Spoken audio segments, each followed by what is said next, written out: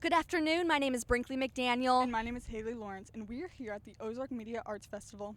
We are focusing in on two high-speed chases that happened along I-40 and resulted with crashed vehicles and an arrest. Arkansas State Police said troopers found around 240 pounds of meth and 2.2 pounds of fentanyl in one of the cars being pursued. The Sequoyah County Sheriff's Office alerted ASP around 2:25 p.m. about two vehicles fleeing eastbound on I-40 towards Arkansas.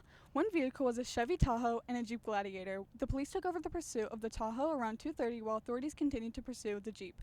According to ASP, the Chevy left the roadway at the intersection of Highway 64 at Firefly Lane, ran into a fence, and became disabled. The driver, 35-year-old Derek Scudder, fled on foot but was apprehended around 2:45 p.m. ASP said troops found suitcases in Scudder's car with 240 pounds of meth and 2.2 pounds of fentanyl. Wow, that is a lot. Sure is. Next, SNAP recipients victimized by electronic scams can request reimbursement under a temporary program. Brinklee, could you tell us about this? Yes, thank you, Haley. Arkansans who get food assistance through the Federal Supplemental Nutrition Assistance Program or have had their benefits stolen through electronic scams known as skimming or cloning can request to have their funds added back into their accounts under a new and temporary program.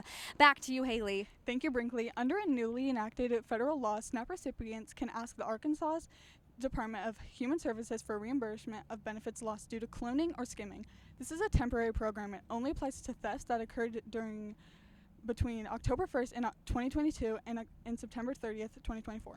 Moving on, Arkansas lawmakers created a proposal to avoid a shutdown of the state's hunting and fishing programs. If approved, the income tax cuts would be a third signed by Sarah Huckabee Sanders, who has called for phasing out the income tax since she took office last year. The state has been forecasted to end its current fiscal year with a $708 million surplus. Next, when you are in Washington, D.C., you might want to take a trip to the brand new statue of the legendary musician Johnny Cash. Cash is the first musician to ever be honored with a statue as part of the Statuary Hall collection, which includes two statues that have been donated by each state to honor notable people in each state's history. I'm going to take a trip soon, and I might have to go see that. What a great memorial for the legend.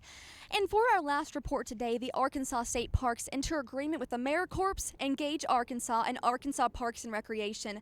Secretary Shea Lewis was joined by many for the Parks and Recreation Foundation that gathered at the Pinnacle Mountain State Park for the official signing of the new Memoriam of Understanding, which had been designed to create a framework for larger conservation programs and environmental activities in Arkansas.